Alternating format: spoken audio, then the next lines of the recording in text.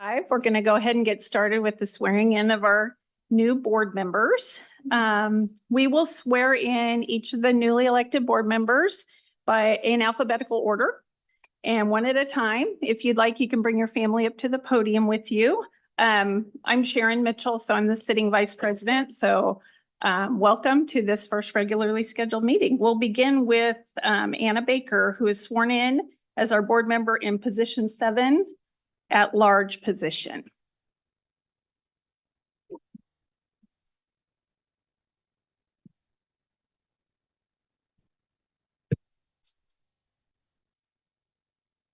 All right, please raise your right hand and repeat after me. I do solemnly swear I do solemnly swear that I will faithfully discharge that I will faithfully discharge the duties of the office the duties of the office as a member of the Board of Education as a member of the Board of Education as of Spring Hill Unified School District 230 of Spring Hill Unified School District 230 in accordance with the Constitution of the United States, in accordance with the Constitution of the United States, the Constitution of the State of Kansas, the Constitution of the State of Kansas, the laws of the State of Kansas, the laws of the State of Kansas, to the best of my ability. to the best of my ability.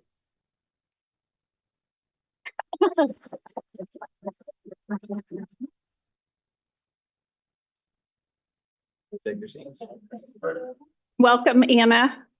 Now we will have John Chitwood, who will be sworn in as our board member in position 3, area 3. It's not your choice. Welcome.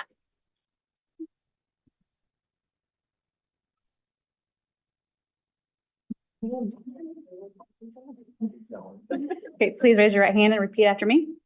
I do solemnly swear I do solemnly swear that I will faithfully discharge that I will faithfully discharge the duties of the office the duties of the office as a member of the Board of Education as a member of the Board of Education of Spring Hill Unified School District 230 of the Board of Education of the Unified, Spring Hill. Sorry. yeah, there we go, of Spring Hill Unified School District 230 In accordance with the Constitution of the United States, in accordance with the Constitution of the United States, the Constitution of the State of Kansas, the Constitution of the State of Kansas, and the laws of the State of Kansas, and the laws of the State of Kansas, to the best of my ability. to the best of my ability.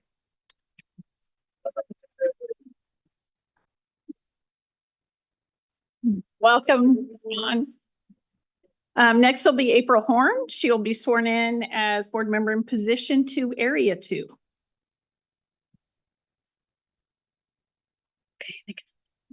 Oh, that's nice. Okay, raise your hand and repeat after me. I do solemnly swear I do solemnly swear that I will faithfully discharge that I will faithfully discharge the duties of the office the duties of the office as a member of the Board of Education as a member of the Board of Education of Spring Hill Unified School District 230 where are we at? Spring Hill Unified School District number 230 in accordance with the Constitution of the United States, in accordance with the Constitution of the United States, the Constitution of the State of Kansas, the Constitution of the State of Kansas, and the laws of the State of Kansas, and the laws of the State of Kansas, to the best of my ability. to the best of my ability.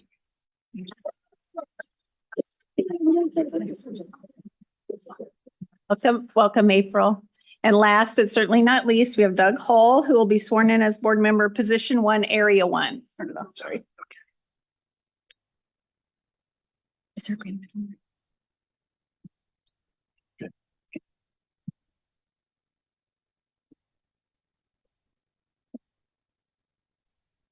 Okay, please raise your right hand and repeat after me. I do solemnly swear I do solemnly swear that I will faithfully discharge that I will faithfully discharge the duties of the office the duties of the office as a member of the Board of Education as a member of the Board of Education of Spring Hill Unified School District 230 of Spring Hill Unified School District 230 in accordance with the Constitution of the United States, in accordance with the Constitution of the United States, the Constitution of the State of Kansas, the Constitution of the State of Kansas, and the laws of the State of Kansas, and the laws of the State of Kansas, to the best of my ability. to the best of my ability.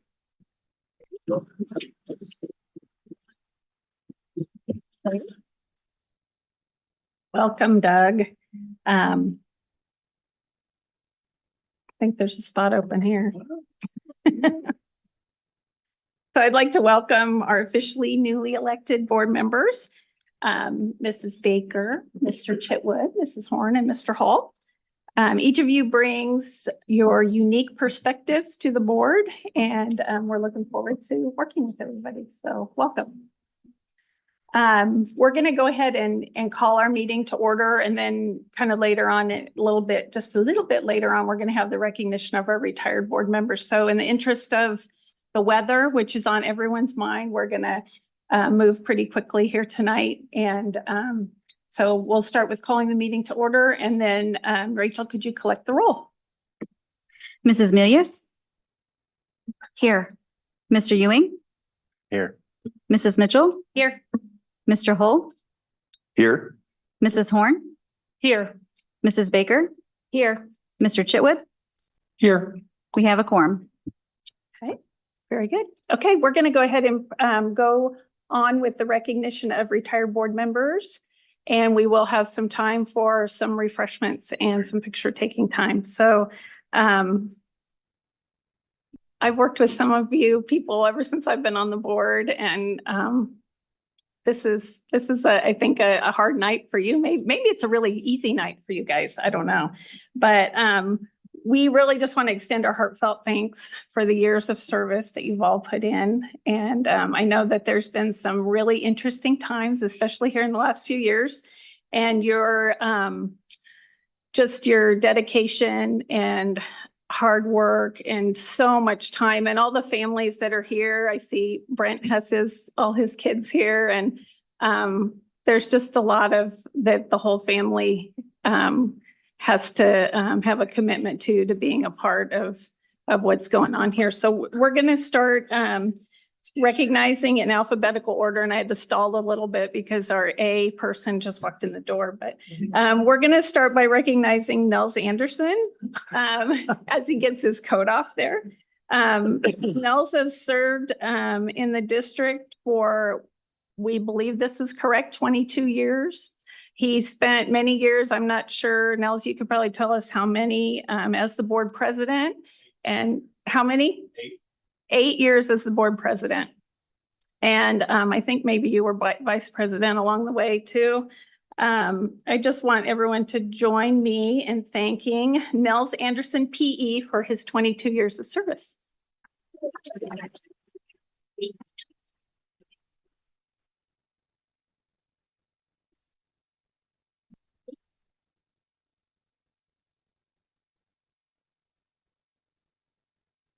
Oh, wait, it went back.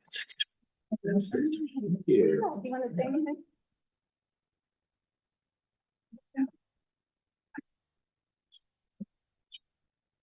I just want to thank you. It's been a very rewarding time as a board member for all this time. Started out very green, didn't know anything. I think my very first motion didn't even get a second, so it was pretty humbling. But one of the things I fought for even from the very start was just our small town values and family values, and just wanting to make sure we're affirming kids in their own skin, and not trying to make them something they're not, and just teaching them the basics, and just been very, very proud of this district and all that time. So thank you. So why don't you stay up here? Is it okay if we take pictures of everybody together at the end? So if you want to just stay the next one, do you want to come down and help me? Okay. Okay. Our second person that we want to recognize is Brent Hoffman. He served the district as a board member for, I believe, 13 years. We probably got a half in there with all of us because they changed the election cycle and gave us all an extra 6 months in there somewhere. Brent has always been the one that closely looks at all the payroll and claims. So I don't know who's going to take over that position, but Brent's been a great board member, and we have something to present to you as well. And you can come up and say a little bit if you'd like as well.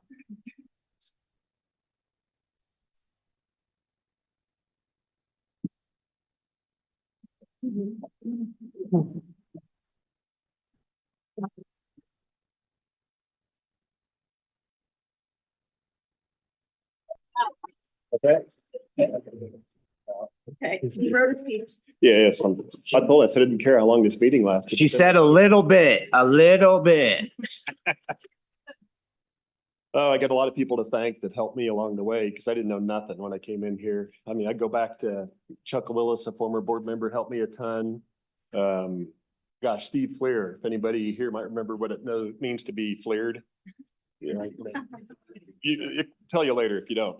Mark Williams, Clay Freegon, gosh, those guys helped me so much. And I came on the board wanting to see the CTE program grow and get bigger. And it's been a real pleasure to watch it do that with their leadership and all the things they've added.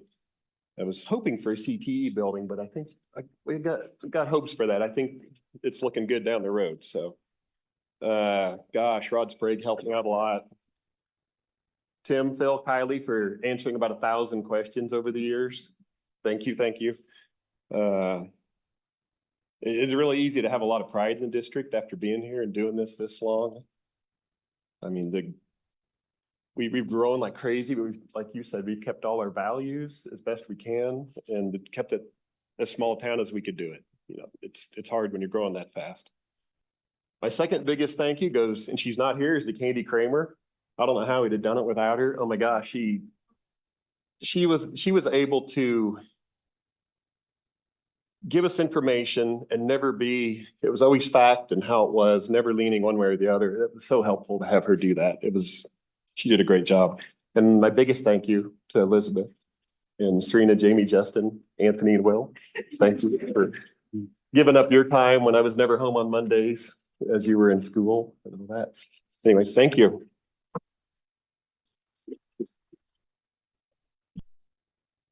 So I decided to bring them down here, so I wasn't going back and forth. But in alphabetical order, the next person is Allie Sealing. Allie has served on the board for 4 years. And I will say it was extremely helpful during the whole COVID crisis to have somebody in healthcare on the school board. So I really appreciate your input and your years of service. So if you can go forward.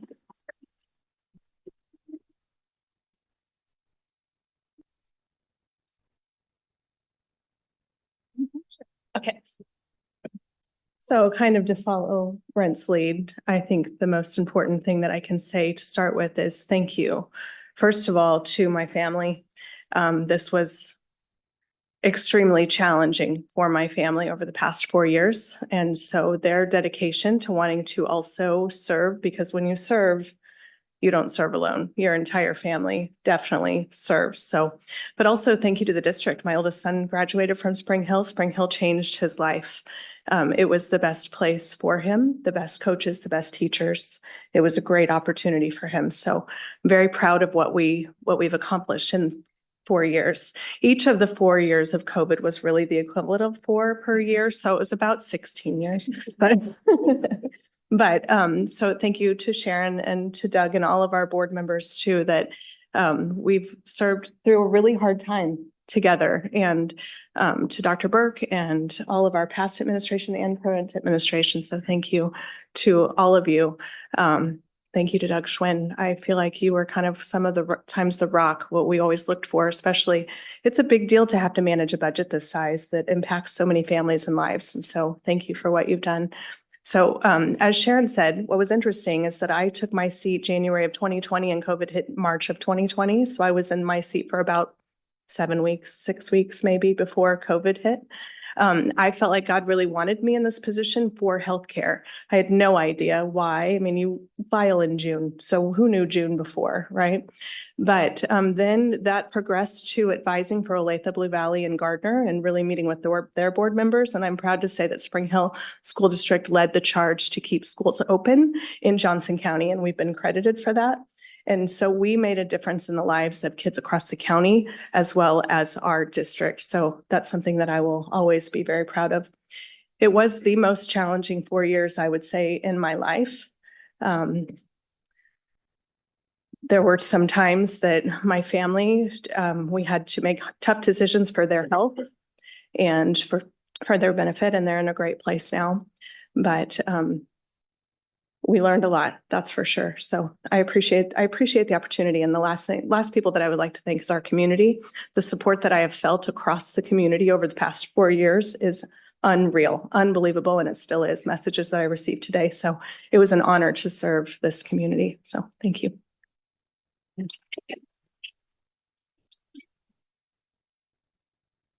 Okay, our final person is Doug Updike, and Doug has been our board president for the past, how many years? Several? Seven, I think seven. And done a great job, very great diplomat through the whole rigmarole that we've had. So Doug served 13 years as well. Same. So same time as Brent. So thank you, Doug. Thank you very much, Sharon. Well, that's-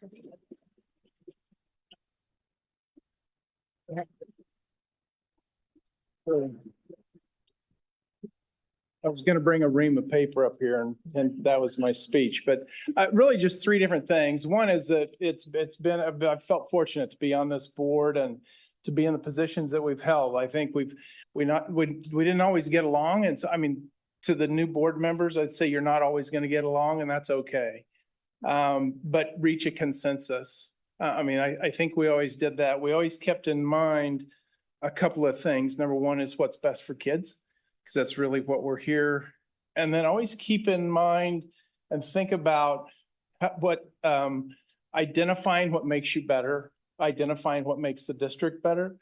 As everyone has mentioned, we've been through some interesting times over the last, 12 years. I'll say 13. I know Nels has been here longer, but we went through massive growth. We built 7 different facilities inside of about 6 years.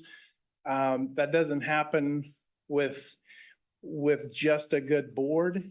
You have to have good administration. We have amazing teachers, instructors, and staff in this district. We're very fortunate to have each and every one of them. And I think when everybody comes together and works together, you can accomplish amazing things. Excellence doesn't come naturally. Excellence comes from rigorous evaluation and waking up every day and making the decision to do the hard work. And I feel like the district has done that over the last, since it's been in existence, but since I was on the board and Brent was on the board and we've all been here. So it doesn't happen in a vacuum. It happens when good people come together and have that common goal of doing what's best for kids. And I think the outcome speaks for itself. So thank you very much. I felt fortunate to serve with everyone. If the 4 of you can come up here and we'll take some pictures. Doug, Brent, Nels, Ally, if you could come up here and we'll take some pictures. And then right after we're done with the picture taking, you guys are welcome to come and if you want pictures with your families, if they're here. And we have some cake and little bundt cakes that Rachel's gonna get out. And so.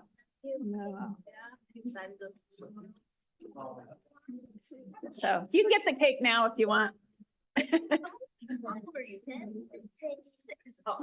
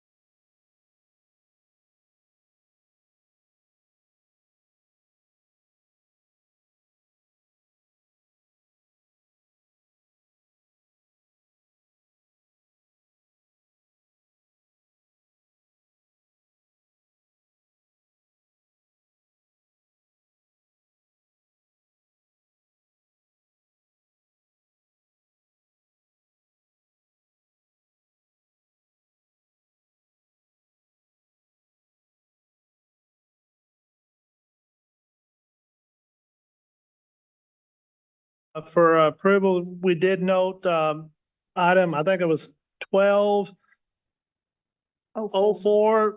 We had originally scheduled to have a strategic plan update on student success. We had part one of several months ago. This was going to be a continuation of that. And we were going to show how our scores on student assessment in areas of math, language, arts, and science compared to not only Johnson County with our brick and mortar students, but also just other school districts that in communities that are known to have good school systems and put out good performance year after year, as well as adjacent counties, the Frontier League, different ones, because of the fact that we really have some great data to show, because we have over the last several years, especially because again of the focus with our professional learning communities, the work that our staff have done, the support that each of you have given, our student assessment data has continued to increase. And there are a lot of things to celebrate. And because again of the weather, we just didn't want to rush through it. We knew that there would be questions, and we felt that again, we wanted to move that to a meeting coming up down the road. Maybe probably might be February before we can do it at an evening meeting. But again, there's a lot of things that are celebrating, and we want to give it its due diligence. So we elected to move that one off for tonight, but everything else on the agenda would be in place. Yes, so we just need a motion for approval of the agenda. I move to approve the agenda as presented. Okay, is there a second? I'll second. Okay, it's been moved and seconded. Any discussion? Okay, Rachel, would you please collect the vote? Mr. Ewing, Yes. Mrs. Mitchell, Yes. Mr. Hull, Yes. Mrs. Horn, Yes. Yes. Mrs. Baker, Yes. Mr. Chitwood, Yes. Mrs. Milius, Yes. approved. Okay, would you please rise and join me in the Pledge of Allegiance? I pledge allegiance to the flag of the United States of America and to the republic for which it stands, one nation, under God, indivisible, with liberty and justice for all. We also wanted to read the mission and vision of USD230. Our mission is to be a school district that engages students to learn, create, and adapt and succeed in an ever-changing world. And our vision is to maintain small town values and empower each student to achieve world-class success. Our next item of business is election of board officers. So we did this in July, and so Doug Updike was board president. I was elected board vice president. So we need, since our board president is no longer a board member, we need to re-elect and maybe re-elect two, depending on how this all goes. So did you have anything you wanted to say about that, Rachel, the process of it or anything? Yeah, you just need to nominate someone. So you say, I nominate so-and-so. And then if that is the only nomination we have, we will collect the vote orally. If there's more than one nominated, then we will have, you have little slips at your desk or your seat, and then you just write down who you vote for, and then I'll read this out loud. Okay, so nominations are open. I would like to nominate Sharon Mitchell for president, please. I accept that nomination.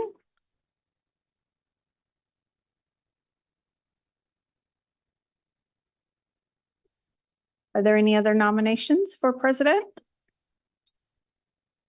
Going once, going twice? Okay, go ahead and collect. You collect voice votes. Is that what you do? Mhm. Okay, collect the vote. Mr. Hull, Yes. Mrs. Horn, Yes. Mrs. Baker, Yes. Mr. Chitwood, Yes. Mrs. Milius, Yes. Mr. Ewing, Yes. Mrs. Mitchell, Yes. approved. Okay, I gladly accept the new board presidency until July. Until July, we'll elect again in July. So now we need to have nominations for board vice president. So we'll open the nominations for that. I would like to nominate Doug Hull for vice president. Okay, Doug, do you accept that Nice. nomination? Sure. Okay. Is there any other nominations for vice president? Going once, going twice. Okay, Rachel, would you collect the vote? Mrs. Horn, Yes. Mrs. Baker, Yep. Mr. Chitwood, Yes. Mrs. Milius, Yes. Mr. Ewing, Yes. Mrs. Mitchell, Yes. Mr. Hole, Yes. approved. Okay, moving on to number 7, organizational items. So again, this, we did the organizational items in July. However, some of these appointments had to be reappointed today because the appointments have gone off the board. So when it comes time to make the motion, it needs to be read because it is a resolution. So there's a couple of whereas statements that need to be said making the motion, but before then, we'll need to appoint some people to these positions. So the one is Kansas Association of School Boards Governmental Relations Network Representative. Does anybody want to do that, or is there anybody that you think would be good for that? I don't think there's a ton of work involved in that, but I'd like to nominate April Horn to do that. would you be willing to do that, April? I don't Yeah. think we actually have to do official nominations for these, but I think it's going to be more of a volunteer, right? We don't have to really vote on that. We're not. So if there's somebody that's willing to do it, I think it's good. So Sorry to volunteer you, April. That's okay. I can are do- you willing? You're willing to do Yes. that? Okay, so we'll put April down for that one. And then we have appointment of a liaison for Insight School, Kansas Career Prep Program Advisory Committee. I would actually be willing to serve on that, but if someone else wants to, they're more than welcome to. I think Doug Updike was serving on that. They actually have a pretty robust CTE program. And so is there anybody else that wants to do that? An interest to anybody? Hard time being quiet. Okay, so if you want to put my name down for that, that would be fine. The appointment of the liaison to the Spring Hill Recreation Commission. That organization is a joint commission between the city and the school district. And the school district actually appoints some of their board members, the city appoints some of their board members, and then there's one that's appointed by the board itself. And they do like to have some good open dialogue and communication with the school district through that liaison position. So is there someone that would love to do that? I would love to do that. Very good. Does anybody else dying to do that? Okay. So number 4 is the appointment of Board of Education negotiations team. Doug Updike and I did that the last 2 times that we've negotiated. And so I can continue on that. But we would need another person to take Doug's place. And that usually happens late spring, early summer, or spring? There'll be some informal discussions in late spring, but typically the work with the actual coming together meetings usually occur in sometime between mid-May and mid-June after the legislature is done and everything. So not, So when we know kind of roughly how much yes. money we're getting, then Dr. Robinson, Dr. Luttrell, Doug Schwinn, and Doug Updike and I were sat on that last time. So is there somebody that would like to do that? I would like to do that. You would like to do that, okay. But you said you would be interested in doing that. I have an interest in doing that as well. Okay. So do you guys want to duke it out or? Rock, paper, scissors. Are you okay if Keith does it? That's fine. Okay. So we'll put Keith in there and then we'll know that next time around, John Chitwood is raising his hand. He wants to be a part of that group. So be good. Okay.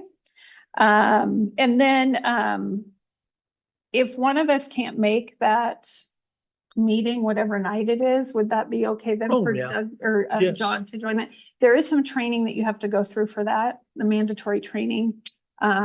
So just need to, if we can make sure that Keith And probably, and maybe John too, or did you do the training? You did the training at KASB. So, okay, so we need to make sure that Keith does it, but so that in the event of having to pull somebody in, then we would. Okay, and then the site councils, these were the site councils that some of our board members that are no longer on the board were part of. So Early Learning Academy, Spring Hill Elementary School, Prairie Creek Elementary School, Wolf Creek, Woodland Spring, and Insight School of Kansas. I have a question on this Uh-huh. because I don't remember which school because it was canceled today. But are they always on the same night as the board meetings? Sometimes they are. The Spring Hill Middle School they're early, but they're Right. the same night as, Okay. I think it's up to the principal to schedule those. So some of them are and some of them aren't. I don't know. Do I you think for know? the most part, they're Mondays and it's just luck of the draw if it falls on a board meeting. Because I know I'm on Dayton Creeks and they do theirs Friday at 4:00. Really? Yeah. Really? Yeah. So. So if anybody, you can go ahead and shout out, like, I'll take this one, I'll take that one if you really. I can do the Spring Hill Elementary. Okay, so John Chitwood, Spring Hill Elementary. I'd like to continue on Prairie Creek Elementary as a board member and a parent. And I'm also interested in Woodland Spring. Okay. So that leaves Early Learning Academy, Wolf Creek, and Insight School. I can take the Early Learning Academy. Okay, I'm willing to do a second if I could do Wolf Creek if. we Do you- need And a I can second. take Insight. okay, you can take Insight. And Nicole, you're already doing a couple of them, aren't you? And yeah, so, okay, so you'll take Wolf Creek, is that what you said? Wolf Creek and the Early Learning Learning. Academy is fine. Okay, and then April's gonna do Insight. You can take it. Yep. Okay, okay. Did you get all that? Yep. Okay. So, do you want to read through those, Rachel, and then when we do the resolution, and then add this as stated by the board clerk? Yep. So I have, do you want me to go through one through? Yeah, go Okay. ahead. So for the appointment of Kansas Association of School Boards, I have April Horn. For the number 2, appointment of liaison of Insight School of Kansas Career Prep Program, I have Sharon Mitchell. For 3, appointment of liaison to Spring Hill Rec, I have Doug Hull. 4, for the negotiations team for the Board of Education, I have Keith Ewing. And then for the site councils, I have for Sheila, I have Anna Baker. For She's, I have John Chitwood. Prairie Creek, I have Doug Hull. Wolf Creek, I have Anna Baker. Woodland Spring, I have Doug Hull. And Insight, I have April Horn. Okay, does that sound right to everybody? Okay. So then we just need a motion reading the resolution to approve this. And then I'm gonna pass this on and we all have to sign it after we vote on it. So I'll pass it back and forth down the line here.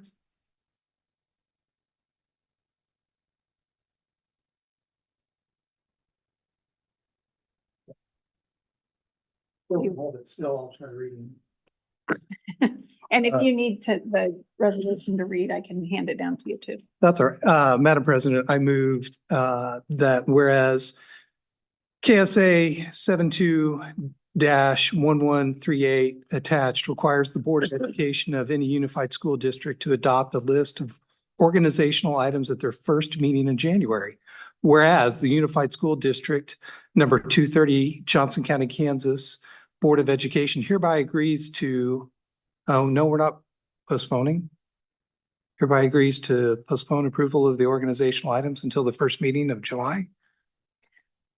Am I reading right? Okay, July We are. 2024, with the following exceptions. These exceptions shall be approved at the first meeting in January 2024. And they are as read by the clerk. Yes. Is there a second? Second. Okay, second by Anna Baker. Is there any discussion? We'll get clarification of this in July, but I think we can choose to, in July, move it always to January. So this was one of the residuals from when they changed the election cycle. And so we used to do everything in July because that's when the school year starts. But now when we have situations like this or new elections, and then you have to redo things, that we can choose to move everything to January, or we can choose to delay it and keep it at July. So that'll be up to us in July. I think that's right, right? Yes, that's correct. Okay, okay. So we have a motion and a second. Is there any further discussion? Okay, Rachel, will you collect the vote, please? Mr. Ewing, Yes. Mrs. Mitchell, Yes. Mr. Hall, Yes. Mrs. Horn, Yes. Mrs. Baker, Yes. Mr. Chitwood, Yes. Mrs. Milius, Yes. approved.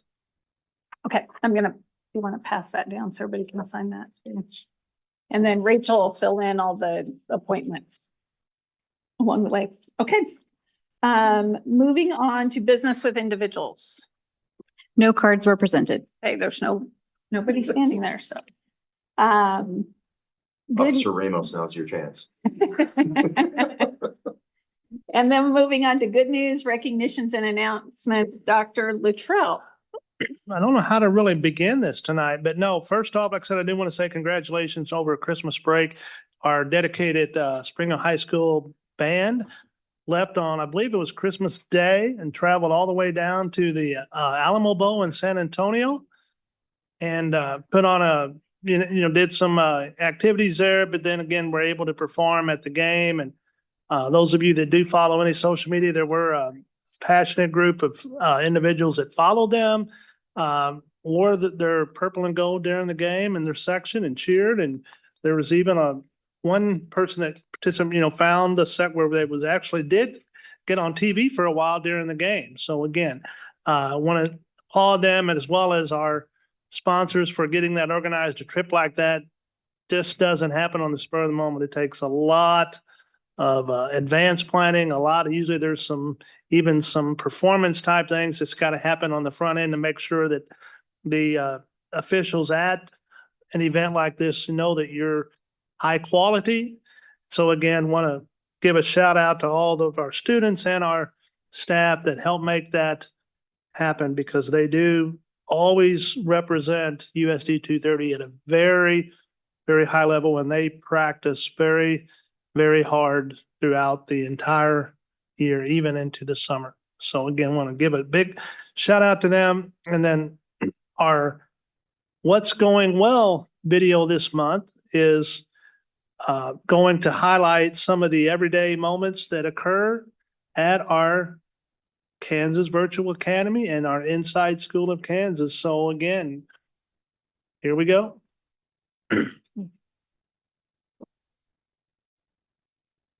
One area that is going very well for us is our continued focus on our work as a professional learning community.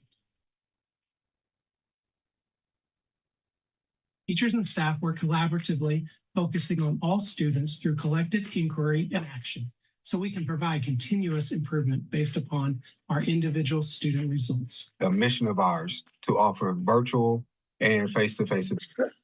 So whether it's the recent pumpkin patch field trip or the Lego club or the baking club that occurs virtually every month. Through this work, teachers and staff continue to develop engaging and meaningful instructional tasks and opportunities for our students. We provide this menu of options to our students so that they have opportunities to engage with their classmates and meet new peers and or socialize with some of their current peers outside of the classroom.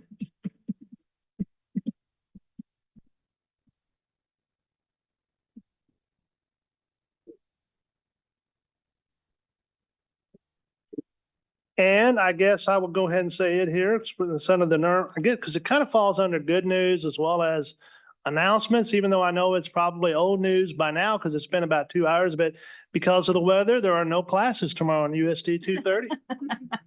That's my good news recognitions and announcements. Very good. Okay, moving on to Moving on to the consent agenda, which consists of approval of consent agenda items, approval of the minutes, personnel, and special services agreement. Dr. Luttrell, do you have anything to add on that? No, like I said, I will say on the personnel addendum, this is the time of year when you not only will see hires, but you will also see times, retirements and those resignations as usual, but this is a time of year where they will start, tending to come in, at somewhat a higher rate than throughout the regular portions of the year.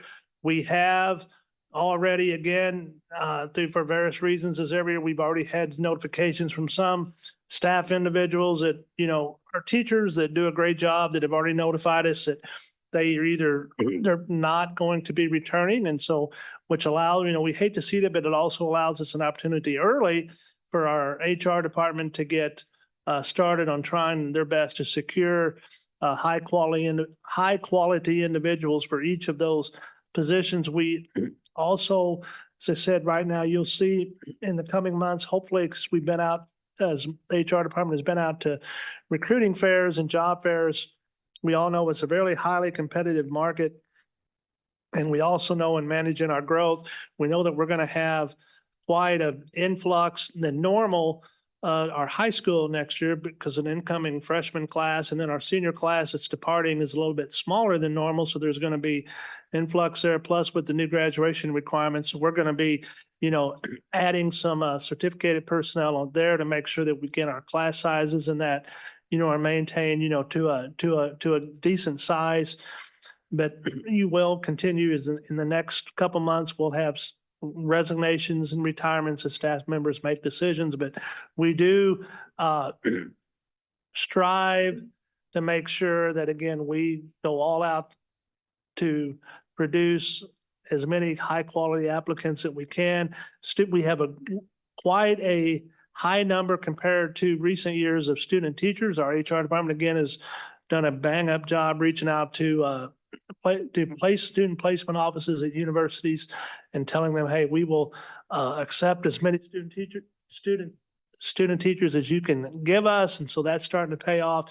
And of course, there are always areas that are in higher need than others, especially in the areas of, like special education, foreign language, math, science, but even more, it's even getting difficult in some instances to find a good quantity of elementary grade level staff. But again, it'll continue to be a work in progress.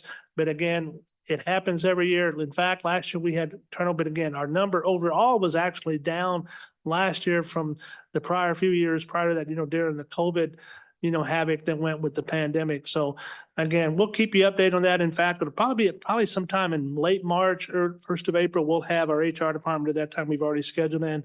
Ms. Hackney will come and she'll give a report as to where we're currently stand in terms of positions and placements. And then she'll come back again in June and kind of, again, as we head into the summer months, doing the final preparations, give you an update of where we're at, because not only are we searching all the time for certificated staff in those key positions, but we also have critical staff that are in positions such, with our classroom paras and our office support staff and our therapist aides. And that's, again, another very important role that our HR department has. But again, they work year round to make sure that we have as many high quality people in the classroom as we can to teach our students.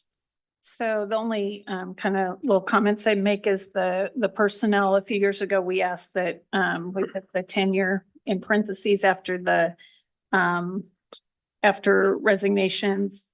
So I did want to note that we have a longtime paraprofessional, Cindy Squire, that's retiring after 25 years in the district. So that's kind of a big deal. And I'm not sure we actually mentioned them, but there were 2 long-term teachers that put in their retirements last meeting. And we were kind of getting that meeting going because we had our dinner afterwards. So I think Joanne Whitman and Tracy Manbeck. So those people will be dearly missed.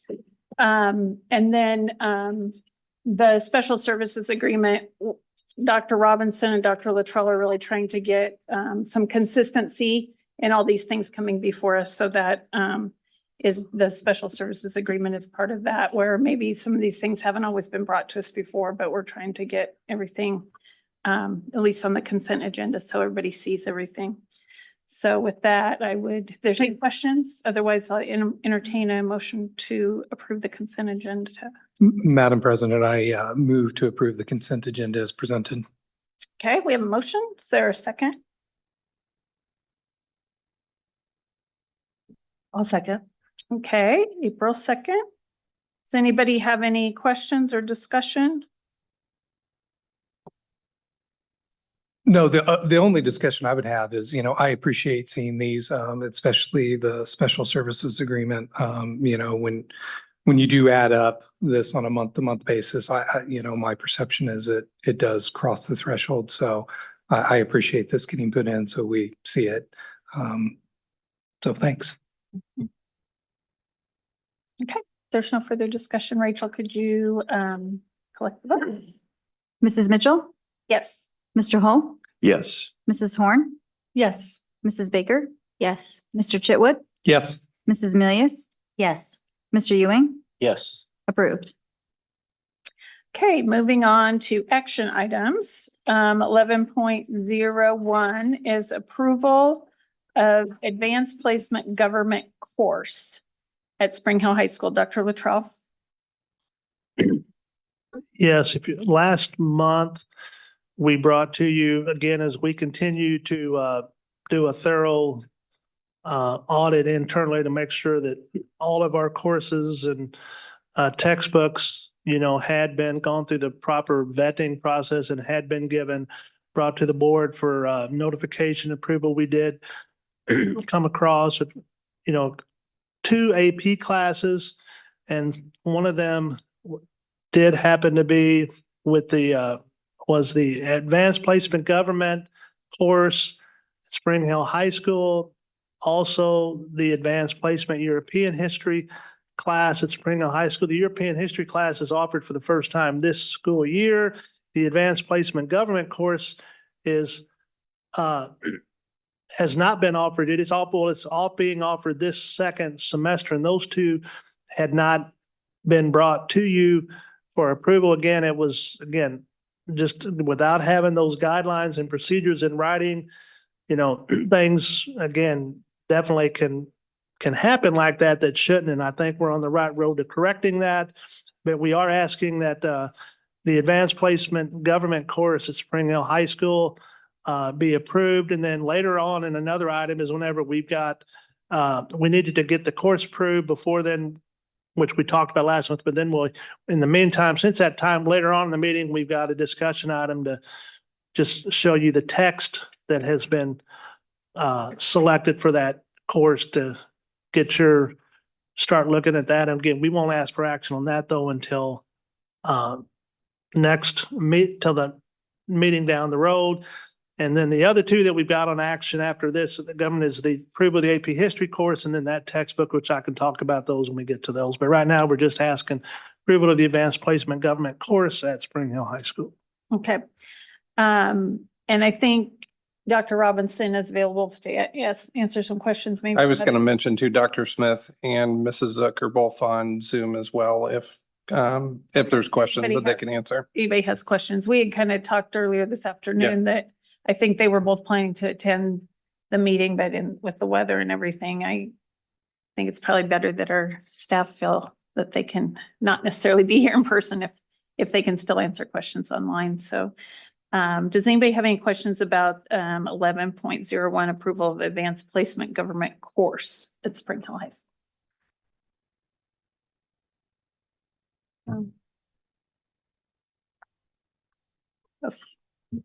Madam President, I move for approval of item 11.01. Okay, we have a motion. Is there a second? Second. Okay, it's been moved and seconded. Is there any other discussion? Okay. Seeing none, would you please collect the vote? Rachel? Mrs. Horn, Yes. Mrs. Baker, Yes. Mr. Chitwood, Yes.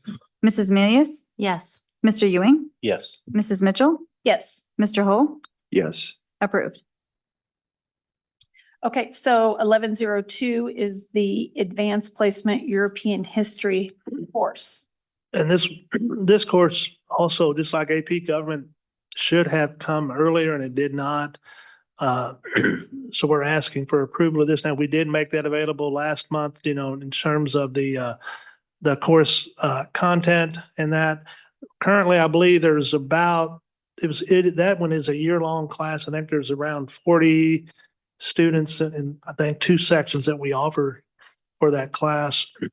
So would ask for approval of that again. I believe in talking to Dr. Smith, and she can answer this specifically, her or Kristen, but these 2 courses, the AP Government course and the AP European History course, will, I think, make our total between dual credit AP offerings that kids can take to get college credit to some degree, whether through the assessment test or completion of college credit, is close.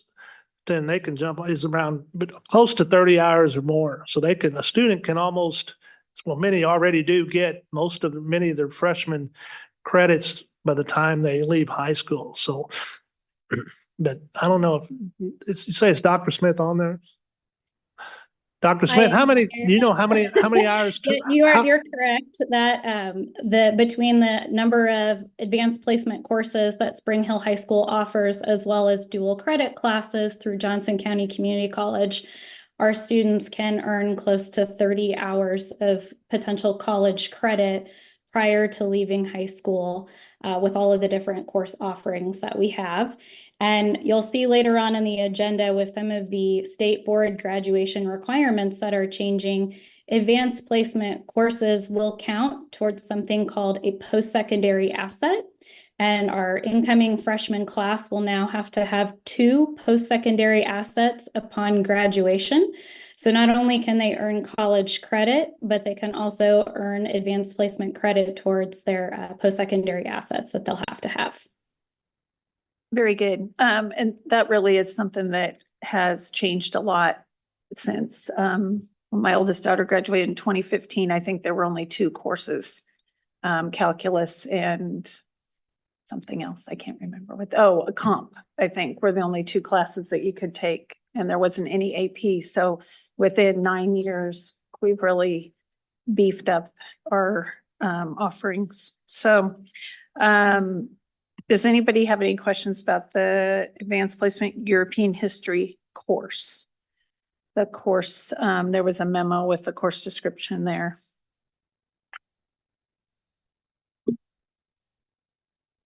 If there's no questions, I'd entertain a motion. Madam President, I move to approve 11.02. Okay, is there a second? I'll second. Second by Mr. Hall. Okay, is there any further discussion? Okay, Rachel, would you please collect the vote? Mrs. Baker, Yes. Mr. Chitwood, Yes. Mrs. Milius, Yes. Mr. Ewing, Yes. Mrs. Mitchell, Yes. Mr. Hull, Yes. Mrs. Horn, Yes. approved. Okay, so moving on to 1103 is approval of Advanced Placement European History course textbook for Spring Hill High School. Dr. Luttrell. This textbook has been vetted by through the rubrics that our staff utilize. We did make it available to each of you for review, not only in December, and we also had a hardback copy, and we still have that here for review. So that's the AP European History course textbook. Okay, does anybody have any questions or comments? If some of you looked at the book or My question is, not specifically individuals, but who are the people who normally review this? Does this go all the way down to the classroom level? Or does this, when you say reviewed through your rubric, is that just district or district, building, and classroom teacher? Yeah, and Dr. Smith and Kristen can answer that, but yes, in fact, we had a group of teachers that would have been here this evening to talk about the entire process, but Dr. Smith or Kristen, if you all want to kind of give a little insight into how that textbook selection in terms of review process and looking over works, please do. Sure, no problem. So with advanced placement courses, the review looks pretty comprehensive in that the teacher of the course will attend a week-long training with the College Board. And the College Board is the organization that develops all of the curriculum for advanced placement courses. During the week-long professional development, that teacher will be introduced to College Board's recommended textbooks. And this particular text that's being recommended tonight is the one that they say yields the highest results on the AP European History exam for students. So our classroom teacher, upon attending that professional development, then returns to the school district and worked with a district team. And that included Mrs. Zook as our teaching and learning coordinator, Giselle McDonald, who is our high school instructional coach, and then 3 teachers, Alex Winkler, and Haley Bakura is the teacher of the class, and then Kelly Caldwell, who are all part of our social studies department and are all AP trained teachers. They evaluated the recommended texts provided by the College Board and then concurred that their recommendation for this particular textbook is the one that we would present to the Board of Education. Thank you. How many books were a possibility for this course? I believe they looked at 6 books. Oh, wow. Okay. I didn't think there were that many. Wow, that's a lot. Okay. Yeah, and There are Dr. not Smith, always that many. well, and Dr. Smith, correct me if I'm wrong, but I believe it was the 10th edition. Is that correct? I believe that is correct. But I can Yeah, double check and that. and we purchased not only hard copies, but then we also purchased some online license. Is that right? That is correct. So we purchased both a hard copy as well as an online text for the students of the course. And those license, the online license, if I'm not mistaken, was for 6 years. Yes, most vendors will issue licenses for 6 years. They typically don't like to do longer than 6 years in the event that their books change. I was going to say, yeah, that's kind of where I was going with this. So that 6-year license, is that transferable then? Because I read in some reviews that there's either an 11th edition or a 12th edition that's on the horizon. So does it basically give us access to those as well, or are we stuck with the 10th edition? Just curious. Yeah, so good question. So for right now, the licenses, they're transferable student to student for each year, but it is for the 10th edition. At times, vendors will offer you an opportunity to move to a new edition, sometimes at a discounted rate, or if they're just feeling really generous, they'll offer you that option to move to their later edition, but typically it's for the edition you're purchasing. It's probably not as big a deal when it's something like history versus, more current event kind of thing, but yeah. Yeah. So, okay, good questions. Anybody else have any questions about the textbook? Okay, if not, I would ask for a motion. I'm going to move for the sweep here. Madam President, I move for approval of 11.03. Okay. Is there a second? Second. Okay, it's been moved and seconded. Is there any last minute questions? Not? Let's collect the votes. Mrs. Milius, Yes. Mr. Ewing, Yes. Mrs. Mitchell, Yes. Mr. Hull, Yes. Mrs. Horn, Yes. Mrs. Baker, Yes. Mr. Chitwood, Yes. approved. Okay, that completes our action items. Moving on, we have 3 discussion items. 1201 is consideration of textbook for advanced placement government, Spring Hill High School, Dr. Luttrell. Again, with the AP government, no textbook has been purchased. But we do need to get that in front of you. And so there has been a textbook that for AP government to use that you've been provided the credentials to get in and look over that. We also have a hard copy paper hardback book on the other end here. We can also give to someone because we're not asking for action tonight. But again, I'll ask Dr. Smith and Mrs. Zuck if they want to add anything as to how this particular textbook that is being asked for consideration and action at a later time, came about. So please, Dr. Smith, share it. The process for the AP US government textbook would be similar to the AP European history textbook. Kelly Caldwell will be the teacher of this course. And so Kelly attended training with the College Board, and part of that training does include reviewing recommended textbooks. And so Kelly brought that list of recommended texts back to the district, and that team that you see on board docs, Ms. Zook, Haley Bakura and Alex Winkler and Kelly Caldwell, all who are part of the Social Studies Department and AP trained, reviewed the textbooks.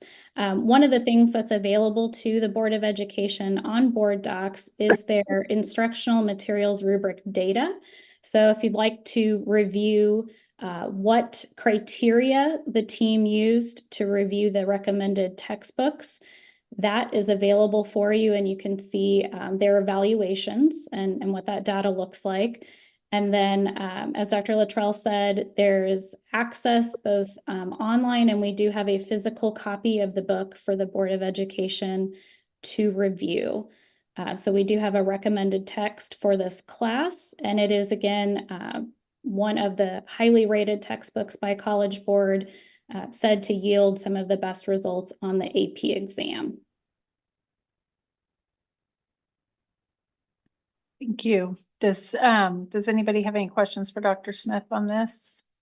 Feel like you have a grasp of how that's done in the textbook?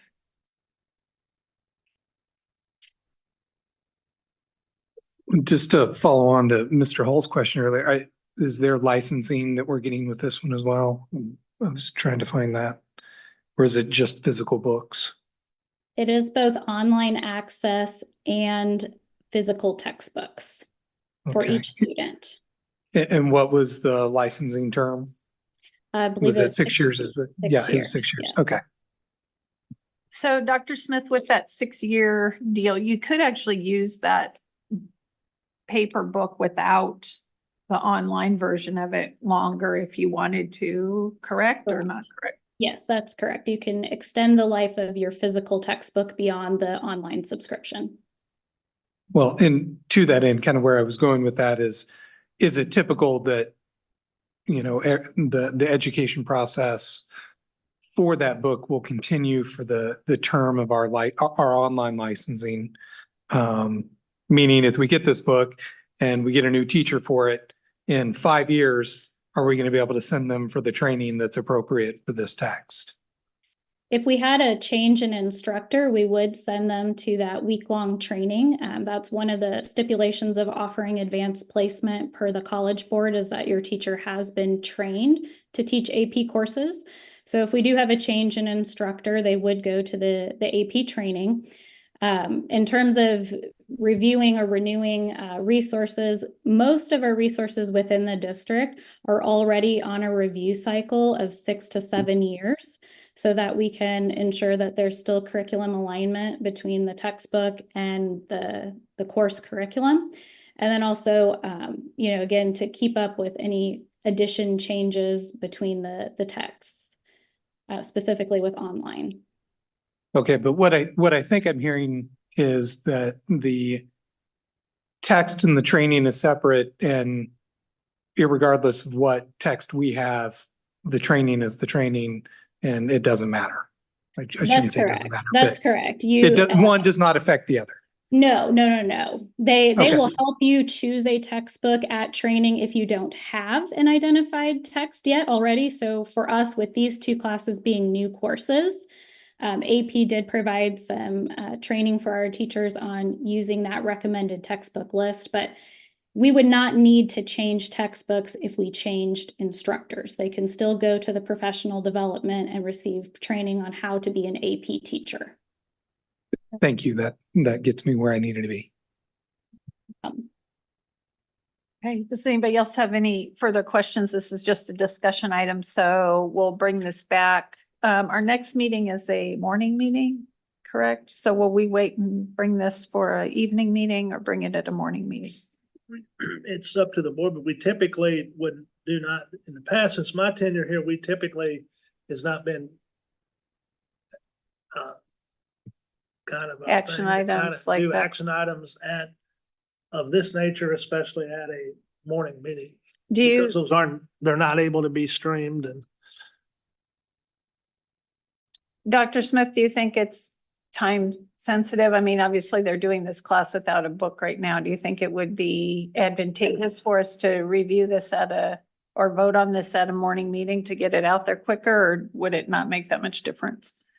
It would certainly be helpful if we could take action on this item at the next scheduled board meeting. But if the board prefers to wait until we are able to be part of a meeting that's live streamed, we are still able to access our US government textbook for our standard government course. And there is some overlap between those classes. So our teacher and our students would not be completely without a textbook or material for the class. But yes, if we can move quicker on this, if the board feels like they would be ready to take action at the next scheduled board meeting, that would be helpful. But we would be able to use our current standard US government textbook until the board feels comfortable about taking action on a recommendation. Okay. Does anybody have any thoughts about that? I want to take the book with me, but I think we could do that. I mean, everybody's already have their mind made up where they're going to go. So I don't see an issue with not being able to add that in. Okay. It'll be a 10-minute deal. Okay. So are you guys all comfortable if we have a agenda review meeting, kind of determining for sure about putting that in the agenda of the morning meeting at that time? Is that okay?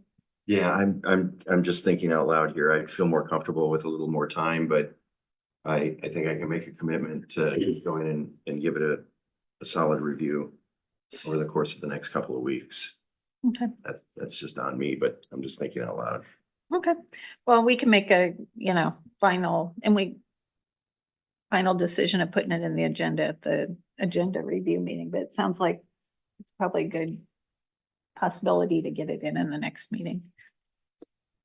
Does anybody else have any other questions about that? 1201, consideration of textbook for advanced placement government. Okay.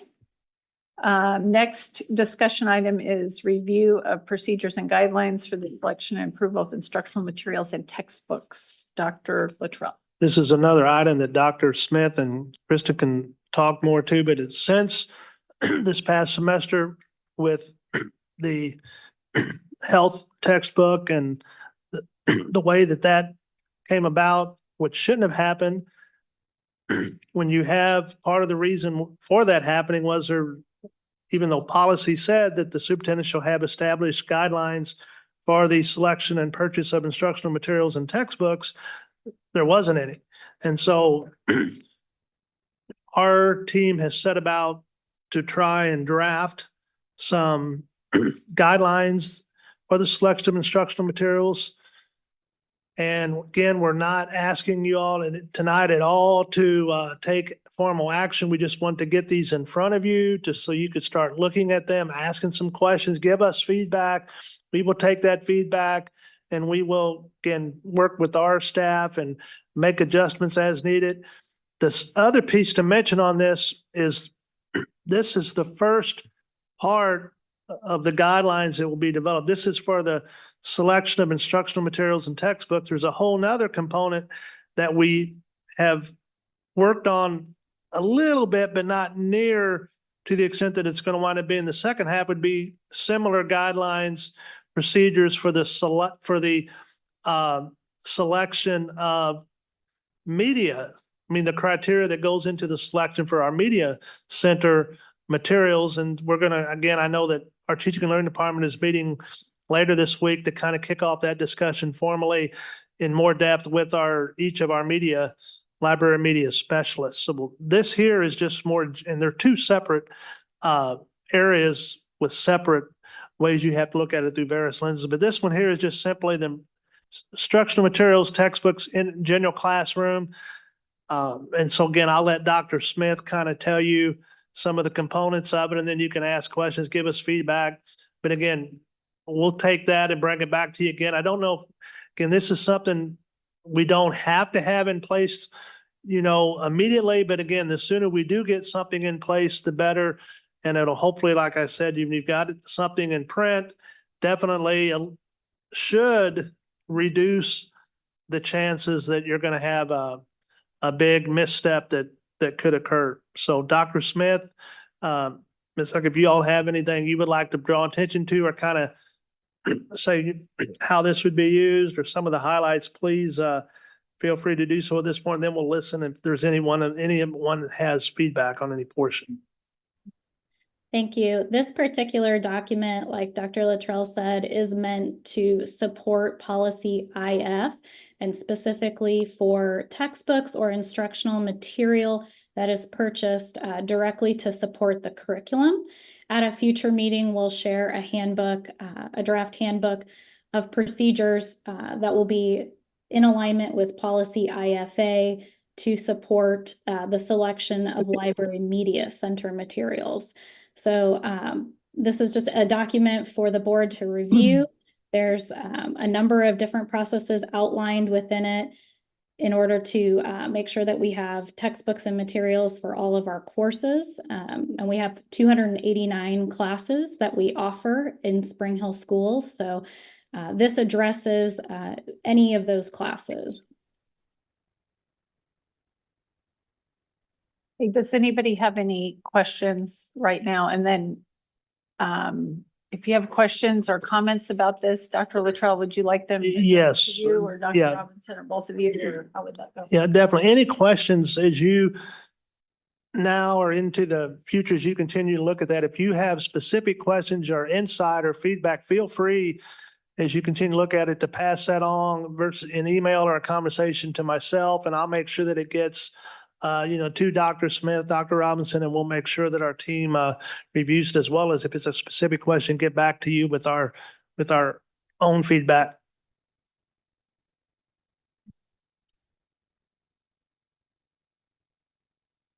The only thing I have is in here before the pilot programs, you have the recess resource event for public participation, so parents can look, but I thought we had talked about adding a piece to where it was brought before the board so we could at least review it before we did the pilot, before it ever entered the classroom.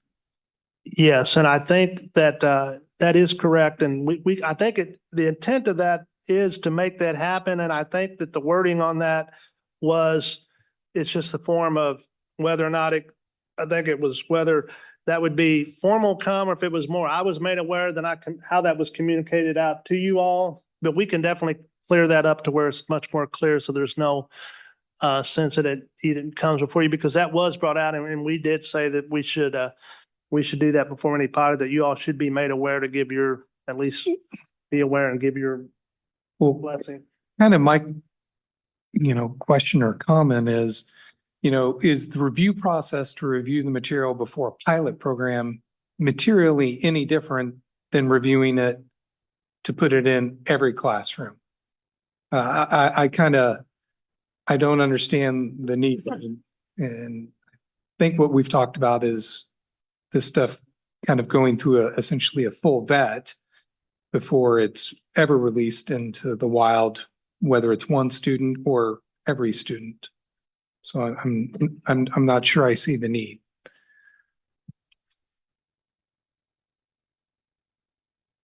Dr. Smith, are you still on? Could you comment on that a little bit? Because I think there's just, maybe we need some clarity on the pilot. Do you ever pilot two things, or is it always just? Yes.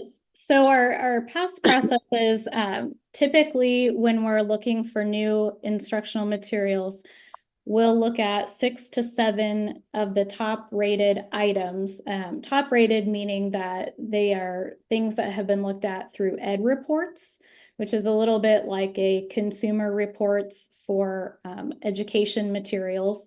And so we'll try to use that as a way to select items for review. And those initial items, those 6 to 7 textbooks or instructional materials, will go through an evaluation process and we'll narrow that scope to 2 items that we would like to trial in the classroom before bringing it to the board for a purchase.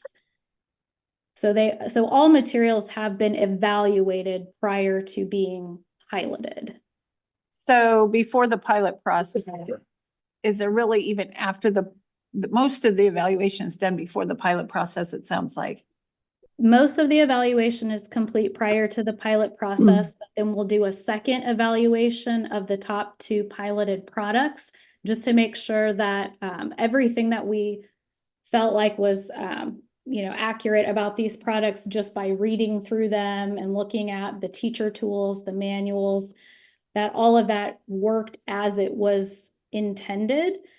So generally, like we'll get a trial access to maybe the online teacher manual. So a teacher might try to create a quiz, and does that actually work, or was it a really clunky platform? So all of the materials are always vetted prior to a pilot, and then we'll do a second evaluation of those top 2 pilot materials to make sure that everything works the way that they're supposed to. Does that answer your question? Sure, but I just want to make sure I'm understanding. We're still saying the pilot program is, it doesn't come before the board. It goes from. Go ahead. Right, and I think we need to add that step that we see it Yeah, before it hits the classroom. So we wouldn't officially vote on it, but. Right, but we would just. It needs to be Review it. Okay. Right, we would presented review it and before, as any student saw it, we would review it. have the opportunity to, and quite frankly, have the opportunity to say, yeah, hey, this sounds great, go forward and give our full support, or hey, wait a minute, we want to talk about this more. Right. So. I mean, that way we're accountable to what we're trying to accomplish, and at least if something were to get out there, then we could at least say, yeah, we approved it. So I think we need to see it. Absolutely. We can add that to our process. Yeah, because I think what we're mixing procurement and curriculum approval in this, and we can separate those. I don't think procurement has to be a component of this document. I don't have the document here open in front of me, but is there a step where I thought there was where before you do a pilot, the parents of the kids that are doing the pilot are notified? That's in there, Yes, that's right? in there. That is in there. Okay, okay. Dr. Smith, I do have one other question. You had mentioned that 6 to 7 of the top rated items are the ones that are looked at. Is that rating system a statewide or a nationwide rating system? Are we just looking at top in the state of Kansas, or? That across is the US? a national organization. National. Okay, great. Yeah, Thank you. Kansas, currently the KSDE does not provide recommendations on products. And then I had one question. Is all of the feedback that's received via the parents or the patron survey or the community members, is that shared with the board? So we can see any comments that are potentially put out there? Yes, that is correct. The intent would be to share any patron feedback with the Board of Education as part of our process. And we can write that in there more specifically, so that's clear. Yeah, that would be great, because I would, I'd want to know what they're honing in on for sure.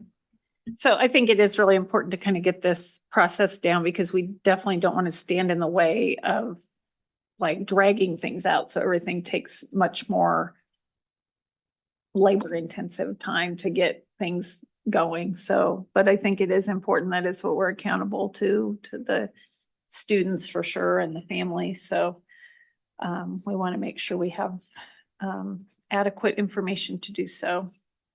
Does anybody else have any comments? I had one more comment reading through this, Dr. Smith, under, page 14, where it says removing challenged materials. And it says challenged materials shall not be removed from use during the review period. I can't remember. I just want to make sure they align. I thought we had changed it so they were It removed. was just the library books. Yeah, I think Mrs. Melius, you're correct. That was I'll remove that because that's actually specific to the library policy, not the Yeah. textbook policy. And I think that's a kind of a free speech sort of thing. Why you don't do that? Yeah, we don't want to, yeah. So, yeah. Okay, thank you. I just want to make sure we're aligned with what we had passed before. Yeah, good catch. Okay. So this will be brought back to us at some point for approval, but we don't really have a definite date yet.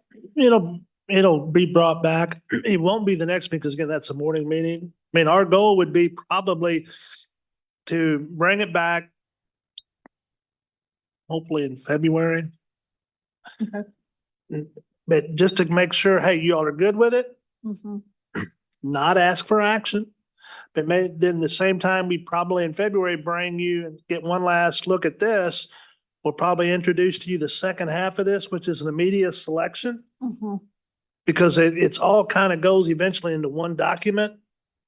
And we would probably then ask later that you approve the guidelines, but you'd approve both the instructional materials and the media all together because it's really one part of one handbook. Right.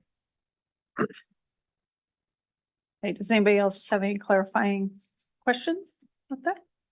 Okay, and then we did have 1204 and that was the strategic plan update, which we've moved to, oh no, we have the programming guides. 1203. So Again, sorry. Dr. Smith is busy this evening, but again, in the past, there has always been programming guides that kind of talk about what are the course offerings and that at the elementary level, the middle school level, as well as the high school level. And when some changes are made, those have been updated to the Board of Education, but not on a consistent basis. Some years the guide went, some years it didn't. Some years just the changes were discussed. And with this process that we've been going through, our goal now is to make sure that every year the programming guides do come to you just like we do our student handbooks every May. Okay, so this will be. And so coming up in May. we will give them to you and along with outlining any changes that are, because a lot of times it does stay the same, but there might be a few twists.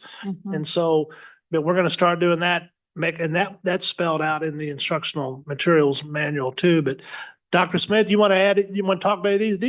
Really, everybody, there's nothing new. It just hasn't always been given to you every year. So Dr. Smith, anything you want to add on these three? Just specific to these three, these are our course guides for each of our levels, elementary, middle, and high. And our biggest change for the upcoming school year, so if you happen to have that program summary of changes document pulled up on your screen, that particular one is going to show you what are the big changes for the 24-25 school year. And the big changes really come to our high school, and those are based on some decisions that were made by the State Board of Education. So our Kansas State Board of Education approved new high school graduation requirements that will begin with our class of 2028. So our incoming freshmen have a few changes to their graduation requirements. We'll still continue to require 24 credits to graduate, but some of those credits now will have to include for our students a STEM credit. So you can see some of the courses there that would qualify for students earning that STEM credit. They'll also have to have a 0.5 communications credit, as well as physical education and health can no longer be offered as one class. They have to be offered as two classes and transcribed separately on a student's high school transcript. They'll also need to be taking a 0.5 financial literacy class, and then they are required within their 4 years to earn what the state calls 2 post-secondary assets. These are a combination of either academic courses, things like advanced placement or dual credit classes that they might take, or they could be opportunities to engage in what the state would call real world learning. So if you do an internship, you're working with a company and you do a project for them, that would be a client connected project. The state will also recognize achievements like an ACT composite of 21 or higher. If you take the ACT work keys and score a silver level or higher, that could count as an asset. But what you see below you are all of the things that the State Department of Education will currently accept as a post-secondary asset. So all of our incoming freshmen will be required to have a combination of two of these things. And then in addition to graduation requirements, we have a couple of proposed high school course additions for next year. We'd like to add an honors biology class and 2 CTE courses, a carpentry 1 and a carpentry 2. And then for our middle school, we'd just like to add a 0.5 introduction to Spanish class. So all of these changes are reflected in those larger course guides. There will be no programming changes at the elementary level. So the financial literacy, we're already requiring that, correct? We already do offer courses for financial literacy, but the state of Kansas has now adopted that as an official graduation requirement. I thought it was a graduation requirement for us too. I thought it was as well. Personal For us, finance. yeah. Yeah. Okay. Correct. So do you see any of those as being like something that's going to be a real challenge? We don't see any of these courses being a challenge for our students to be able to achieve. We already offer a number of opportunities for students to engage with STEM or communication. And quite a few of those post-secondary assets are opportunities that are already in place for students. And then there are several that we're going to be working to ensure that we have an avenue for students to pursue them. So for example, the Seal of Biliteracy, that's something that students can earn after so many years of coursework in a particular world language. So for students who may want to earn the Seal of Biliteracy in Spanish, we'll continue to work on expanding our course options for that particular language. So that could be a way for them to earn a post-secondary asset. But right now we're in really good shape as far as courses and opportunities for real world learning so that students can earn the credits required as well as have an opportunity to get a post-secondary asset. Okay. Does anybody have any questions about the programming guides? Yeah, I do, Sharon. I'm not sure if this is appropriate or not, but It probably is. no. So Dr. Smith, I know in the summary, it specifically calls out Spanish. So is that something that's kind of mandated by the state, or and the reason I ask is because it's my understanding as far as foreign languages at the high school, Spanish is the only one that we offer. Is that right? Spanish is currently the only language that we offer. We would like to expand that though to other languages. Yeah, and I'm wondering if ASL, sign language, does that qualify as? Yes, that would qualify, and that's something that our students have expressed a strong interest in. So as we expand language options, ASL would be one of those top languages that we would want to pursue for students. Yeah, okay, great. I have a question, and I'm also going to preface it. I'm not sure this is the right time, but we'll all get through these learning curves together.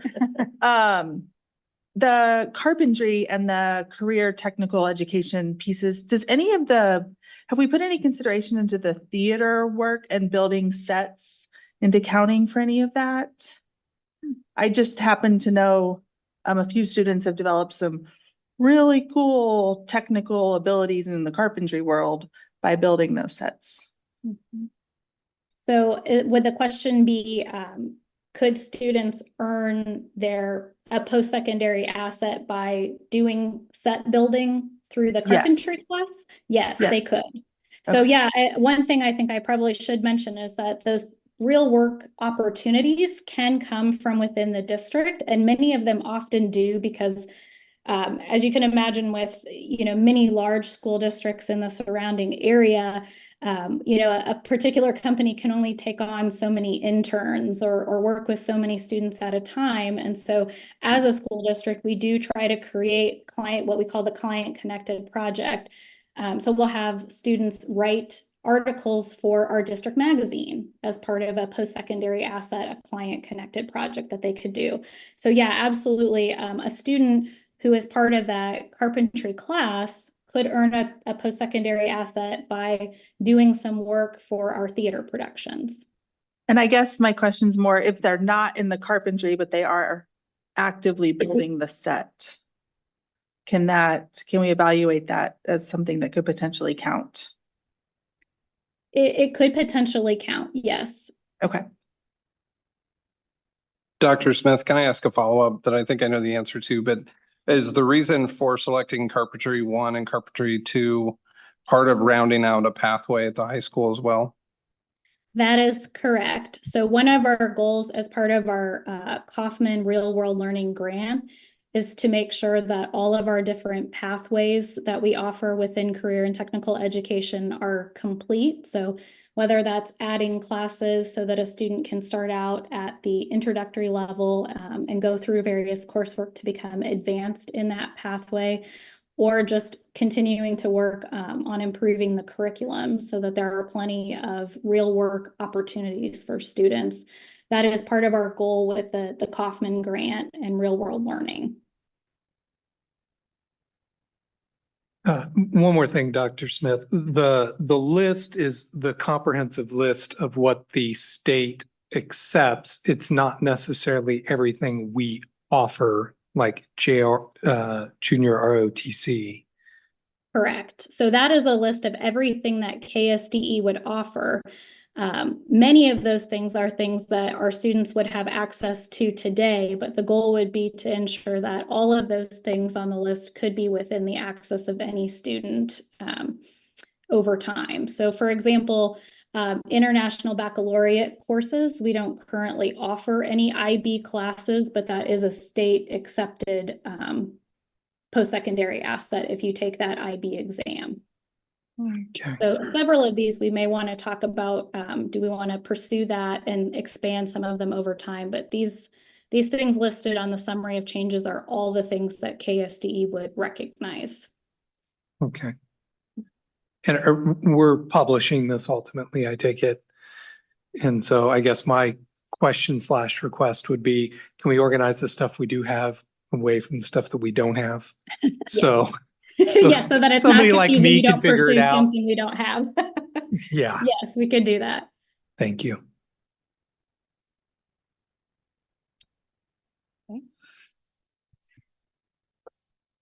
Does anybody have any further questions, comments about that? Thank you, Dr. Smith. Moving on to request for future discussion items. This is I'll just hand it over to Dr. Luttrell. I won't. No, this is, we kind of reworded it, but no, this is the opportunity that we're going to have probably at least once, one of our 2 meetings a month, where again, any individual Board of Education member has an item that they've, after looking at because we do keep the board task calendar that is continually fluid and adjusted on an ongoing daily basis almost, as we work things in. But if there are items that you don't see on there that you feel at some point, hey, this might be something we really might be worthwhile to the entire board to have a discussion about, this is the opportunity where you would have to throw that out, and we can get it on to this, and then I can follow up with you, or Dr. Robinson or we can follow up and say, hey, what kind of you thinking about? Then you can maybe talk some more to the board, and we can see what direction we want to go with it. Are these listed in any order of importance? Which now? The list, is it in any order of importance? Or is there a way that we could maybe put the list in order of importance based on maybe what the public feels is important for us to discuss or what the board? Yeah, that would be up to, again, it'd be up to the decision of the board as a whole as to what, they feel. And the ones that, I think, pretty sure the ones that you see there that were there, some of those have already been addressed or some of them have come up before. And, My recommendation with this would be, and we kind of maybe talked about it a little bit, I don't remember for sure, but at maybe one of our retreats or the work sessions, that we kind of take what's on here and see, to kind of back up a little bit. We started this, before I think Nicole and Keith were on the board, as a way for a board member to put something out there that they were interested in bringing before the board. And then schedule a time when they could kind of bring it to the board quickly, 5-minute discussion to see if there was a consensus of the board to look at it. So it wasn't ever meant to be like, this is our list that we're all looking forward to discussing someday, but it was more, so we didn't spend a lot of time discussing things that like one person was, this is my thing and I want to talk about this, and everybody else is like, I don't think this is really something we want to talk about. So it gave everybody an opportunity to bring that thing that they wanted to bring to the board. I'm not sure everything on here was put on there in that vein. So, but I think if we could discuss it more in a work session setting and figure out what things we do want to see on future meetings collectively. And then if there's a one-off thing here or there that people want to bring, to continue to do that. Cause I don't think it was ever something that was supposed to be like, oh no, they're going to talk about that in a few months and it's not going to be good or whatever. It was just supposed to be a way to get things out there without spending an hour talking about something that 6 out of the 7 board members really didn't care about, if that makes sense. So with that said, I mean, we can keep adding things to this, or we could just wait till our next year. Kind of, what are you thinking, Nicole? I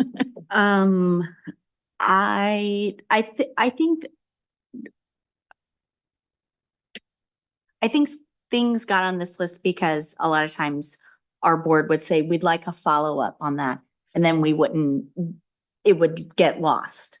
And so I think that's what this was meant to be, was, hey, we do want to follow up on this. We want it to be brought back and reviewed and give us an update. So I think that's what this was, since I've been here and since I've been coming to meetings, even before I was on the board. I think that's what this was supposed to be. And I think that's where was going. So maybe we kind of have 2 different things going on here that we could figure out as a board how we want to do this. And with the help of the 2 of you, figure out the best way to keep track of those things we want to bring back. And then to be able to bring something if we individually have something we want to bring. Does that make sense to everybody? I mean. Yeah, because I don't think we've ever pulled anything from this and had a presentation on it. We've just added to it and eliminated other things. So we did used to do that. Obviously, at least 2 years. Yeah, I was gonna say maybe prior to, because we haven't, some of the stuff we have discussed. I mean, we've even changed policy on a couple. I think the most recent one was the cell phone usage thing, because that was Nels Anderson's thing that he put on the list, and then he brought it to the board. And we actually adapted policy based off of that. I think that's on there just to see, to get feedback from. Like a follow-up or something. Right, to see what. Yeah. So anyway, I think these are the kind of things that we need to talk about as a board, like how do we want to handle making sure things get circled back around to, how do we want to handle being able to bring things to the board, and even priorities on what things come when. Because we do have a full calendar of things we have to do statutorily and to get, to keep everything operating. And then how do we do, the other things that I think we do want to be operating at the more creative and strategic side of the board, thinking of higher level things and just getting the things done that have to be done too. So we have some work ahead of us is what I think. Does anybody else have any? You look like you're about to say something, Mr. Chitwood. No, let me just so add, I'm sorry you saw the hamster through my ear. It's going. no, and I'll just add too, having sat in previous meetings here too, I think part of this is just in the spirit of full transparency, you know, as board members and even as prospective board members while we were going through the election process, constituencies would come to us, and they do come to us with things that they would like to see. And so, you know, publicly, I would like to also encourage our public to show up to these meetings. And if there's something that's important to them, help guide us in those things that are important. But I completely agree with what you're suggesting in just kind of reviewing this in a working session to where we can kind of clean it up, prioritize it. I think there's some things in here that we can, out of respect to Dr. Luttrell, hand off to staff, let them go pursue that. And just ultimately allow us to kind of clean this up, but also show action where action is probably required. Does that make sense? And I think there's probably, I don't know whether there might be some staff people in this room even that kind of remember sometimes, and this would be way back, like prior to 8 or 9 years ago when board members would request a lot of staff time researching something because they wanted to see it, but really not, the whole board didn't really have that same desire. And so it wasted a lot of staff time for things that then, okay, thanks for showing us that. You just spent 10 hours doing that. So I don't think we don't want to put that kind of pressure on our staff to do that kind of stuff too. So out of respect for them and kind of goes along with that. So, but I do think there's not necessarily a right or a wrong way of doing this, but there's probably some more efficient ways of doing it and less efficient ways of doing it. So I think we'll figure it out one way or the other. So might take a little time. So does anybody have anything else they want to add to that discussion before we put a little bow on it and go on to the next? Okay, board work calendar, Dr. Luttrell. Yeah, you can see that as you can see there, it's pretty full between now and the remainder of the fiscal year. That'll continue to, again, as I said, be very fluid. But a lot of the things on there, like I said, as President Mitchell said, are things that are we do every year at certain times, whether it be handbooks, whether it be evaluations of certain personnel, dictates whether we do something in open session or whether we need an executive session for. But again, that's kind of the way it's shaping up over the next several months. You can see there's quite a bit. And I do think that as a new board, again, it will be very beneficial that hopefully within the next couple of weeks, the board as a whole can maybe agree. And we hope to send some information out to you that we can maybe agree on maybe a couple dates for maybe a half-day retreat or something where we can come together and have maybe a third-party facilitator kind of work with the board on, you know, making sure that we build a good cohesive team and that we also have opportunities to establish norms and expectations of each other, as well as kind of lay out what are our end goals, you know, not only at the end of 4 years, but how we're going to accomplish those in year 1 and year 2 and year 3, kind of looking at the end in mind as we plot our path forward. But again, lots to do as always. Any questions about the work calendar?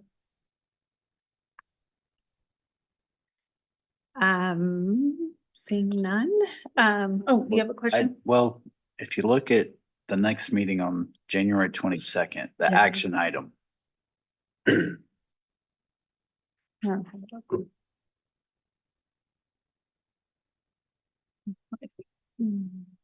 Is that left over from 2 years ago? Oh, presentation of solar array. Yeah. No. The action item. Oh, the employment of the superintendent. Yeah. Okay. Yeah, I don't think that needs to be on our work Yeah, calendar. probably not. We do have to do a superintendent evaluation Yes, sometime in that's- February, so. The discussion's Yeah. on there, but the action, I was like, is there something that I Yeah. really missed? Yeah, no, I do think the board work calendar was maybe not the way that Dr. Luttrell did things, but that was the way that we were used to things being done. And it was just a very easy way to look and see like what things were coming up next for board action and that sort of thing. So again, that might just be something that we need to discuss, like how do we want to know what things happen, what time of year and what we need to do? And if it's not the board work calendar, what is it? So do you have something you were going to say, Nicole? No. Okay, moving on to Board of Education member reports. Anyone have anything? I attended both Dayton Creek and Spring Hill Middle School site council meetings. I don't have my notes in front of me. I should have, but and I also was a judge at the Dayton Creek spelling bee, and I think I was way more nervous than the kids were because I felt like I had their spelling future in my hands. But it's really fun to see the kids get up and do the spelling. And Dayton Creek, I was really impressed with their site council, just the thoroughness of using the data and how the new principal there, very excited about what's going on there and the achievement of the test scores and moving the kids up to different levels. And I think that's just something that's only gotten better here in the last few years, is just being able to look at that data and pinpoint and really help kids in the area that they need help in. And the middle school just doing some really great things too. So does anybody else have any? You guys weren't there yet, so haven't been to those yet. Or as a board member anyway. Right. Keith, do you have anything? No. Oh, okay, Nicole? Okay. I haven't had any at all. Okay. So moving on to superintendent's report, Dr. Crow. The only item I have in my superintendent's report is the fact, remind everybody that again, I think it was this afternoon that the Kansas State Legislature convened in Topeka, if they were still able to have that. As you know, our major initiative the last couple of years has been to trying to secure current year funding. It's going to be a battle again, although I do know that Representative Thomas, who chairs the Education Committee in the House, it's definitely again on our side, has already pre-filed the bill. We also have a senator that chairs the Senate Education Committee that, as of now anyway, did not have early support from last year. We do have support now. However, sometimes there's so many pieces of legislation that flow through Topeka. You know, when you have the main leadership, whether it be the Senate president or the House Speaker, you know, much is up to them. And while they want to do what's best for the state of Kansas, they have to rely on their committee chairs to tell them, okay, yeah, this is a good thing or this isn't, and we need to move this forward. But ultimately they decide. So a couple weeks ago, the Olathe Chamber had a luncheon, and they had, in fact, said Director Milius and I were able to attend, but they had the Speaker of the House as well as the Senate President Masterson, and they took questions. And but it's going to be a battle. But and I will probably be some times where I know this time I'm going to go out a little bit differently. I know a little bit more about who some of the key players need to be inside Topeka, but may also reach out to some of you all individually to really maybe help in our efforts to secure support. We do have more support this time coming from some districts that didn't support us last year, but because of open enrollment coming down the pipe, set to commence in August, they see the fact that, hey, if we pick up students, we need that money now. So, but again, it's going to be a tough battle, but we're ready to fight it hard again and see what happens. We can't get any closer than we came last year. So but I really feel, and Representative Thomas feels, that we can definitely, with continued hard work and trying to make our case as best we can, that we can get it to the finish line this time, because that will be huge to get that. When you're talking $1 million, $1.5 million that you're going to have in your possession every year moving forward, there's a lot you can do with that, with those funds that right now we don't have the flexibility to do because we have to carry that unpaid invoice for so long with that. But it's going to be a battle, but we're up for it. Director Mill, you were there if you want to add anything. Yes, I did attend that luncheon as well. I think that, it's, very exciting that you're hopeful, but KSB, at our conference, I'd heard multiple times that, current year funding is not on the docket for them to support this year, along with both, Dan Hawkins and Ty Masterson said they were not in support of it either. So I do think it's going to be a very tough battle to get there, but I'm glad that you're hopeful and taking the steps to help our district get it. Is that all you have? It's my superintendent's report. Okay, there is the note on the superintendent's report on the agenda that the in Topeka, the city, the school district, and the chamber do a lunch in Topeka every year. And all of you would be welcome to come. And it's scheduled for February 12th. Sometimes that just gets moved around for unforeseen reasons. But I would say, Rachel, if you could have people RSVP to you, and we usually carpool. And then it's the Johnson County delegation. They usually allow us to invite the Miami County representatives too. And we're able to have lunch with them. We never know whether it's, we take them K&M barbecue, and that's how we get to talk to them. But we never know whether we have 10 minutes or 20 minutes or 30 minutes or an hour. It depends on when they get out of their legislative session that day and who comes to the meeting. So if you have any people that you are in contact with, elected officials there that you want to go and you want to encourage them to come, it does help. I think that they do like to look at peer elected officials. And they listen to the other elected officials, probably more so than they do the staff people for the cities and the school districts. And we usually do have a pretty decent amount of time to talk with them. Now, there's not always, I think there's almost 40 or around 40 total senators and representatives that represent some part of Johnson County. So it's a big group that has if they all got to get on board on something, they can make an impression on bills and things like current year funding. So anyway, if anybody would like to go, let Rachel know. It's usually like we leave about 10 o'clock and we're back by 2:30 or something. So it's not an all day thing.